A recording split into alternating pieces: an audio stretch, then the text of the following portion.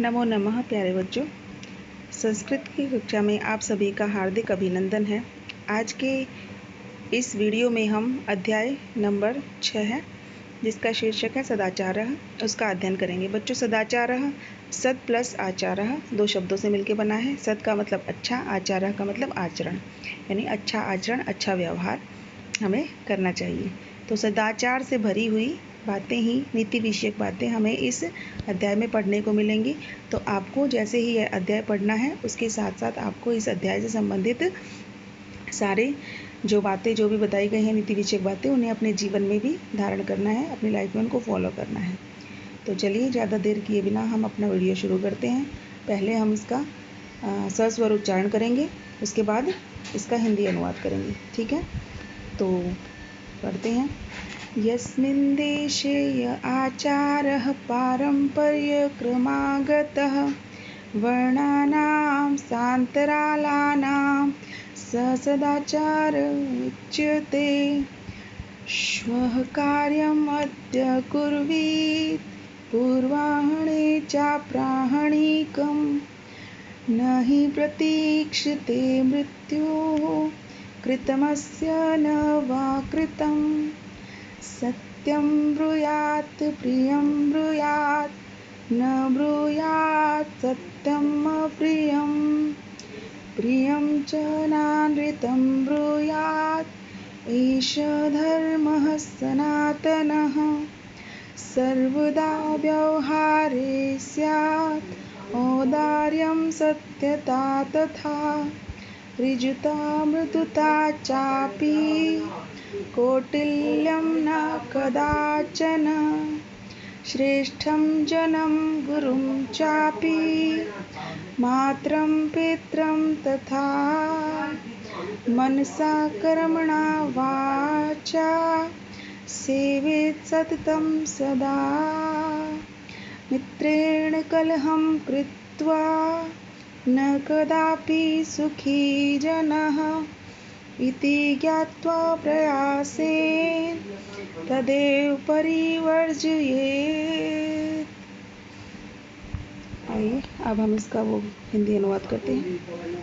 यस्मिन् देशे य आचारः पारम्पर्यक्रमागतः वर्णानां सान्तरालानां स सदाचार उच्यते।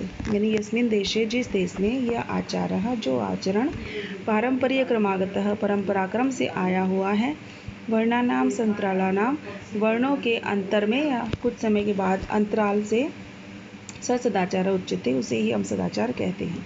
यानी कि जिस देश में जो आचरण परंपरा अनुक्रम से वर्णों के अंतराल में, कुछ समय के अंतराल में, कुछ समय के डिफरेंस में, परंपरा के अनुसार, हमारे रीति रिवाज के अनुसार जो चला आ रहा है, उसे ही हम सदाचार कहते हैं।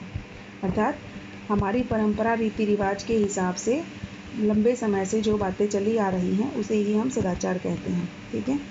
श्वः कार्यम अद्य कुर्वीत् पूर्वाह्णे चाप्राह्णिकम् न हि प्रतीक्षते मृत्युः कृतमस्य न वा कृतम्। श्वः यानी आने वाला कल, तो आने वाले कल में करने वाले कार्य को अद्य कुर्वीत् आज ही कर लेना चाहिए।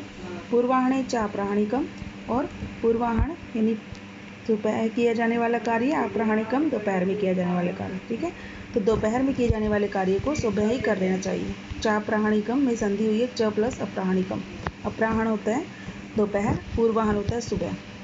ठीक है, तो पहली लाइन की हिंदी क्या बनेगी कि कल किए जाने वाले कार्य को आज ही कर लेना चाहिए और दोपहर में किए जाने वाले कार्य को सुबह ही कर लेना चाहिए। न ही प्रतीक्षते मृत्यु कृतमस्य न वा कृतम, क्योंकि मृत्यु जो है वो किसी की प्रतीक्षा नहीं करती है कि इसने कार्य किया है, कृतमस्य किया है, न वा कृतम अथवा नहीं किया है। ठीक है, यानी मृत्यु किसी की प्रतीक्षा नहीं करती कि इसने काम किया है या नहीं किया है, उसका इंतजार नहीं करती। इसीलिए आपको कल किए जाने वाले कार्य को आज ही कर लेना चाहिए और सुबह शाम को किए जाने वाले, दोपहर को किए जाने वाले कार्य को सुबह ही कर लेना चाहिए।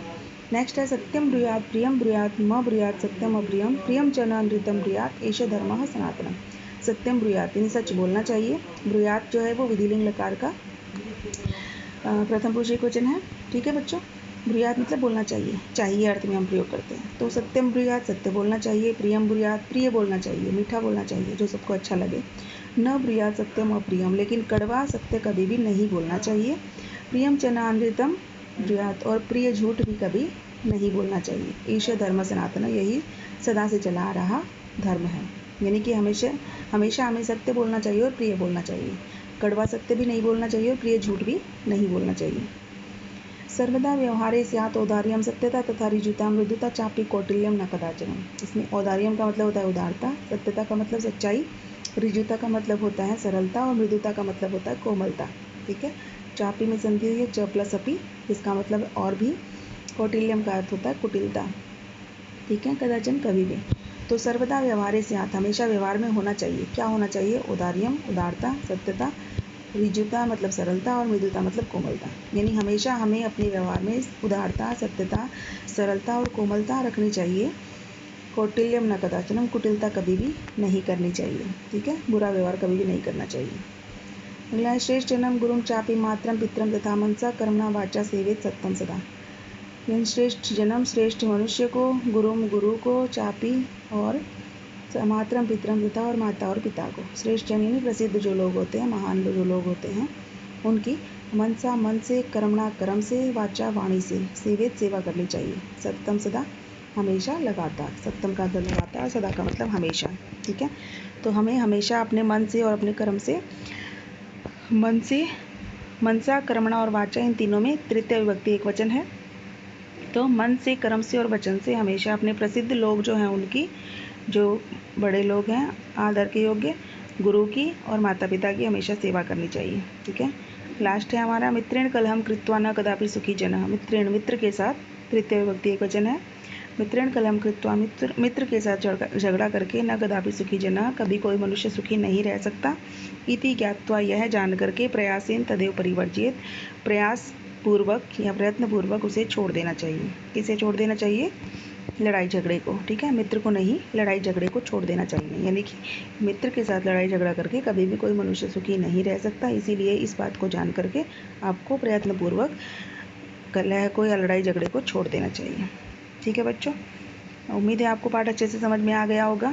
अब आपको इसके शब्दार्थ लिखने हैं क्लास वर्क साइड में, और होमवर्क साइड में आपको ये संस्कृत में उतारना है एक एक श्लोक, और एक एक श्लोक की हिंदी उसके नीचे साथ साथ लिखनी है।